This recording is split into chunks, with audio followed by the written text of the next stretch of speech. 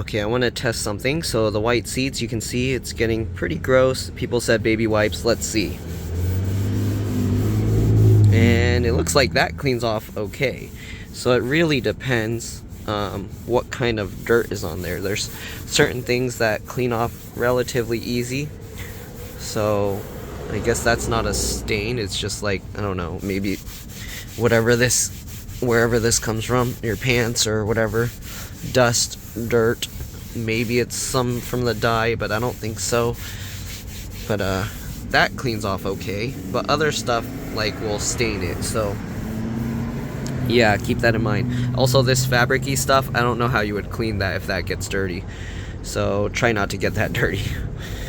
But yeah, it looks like that kind of like slightly gray, off-white color stuff, it wipes off okay. All right, and that's pretty much it. I don't know if I need to clean up elsewhere. These don't look as bad. See, I don't know what caused this.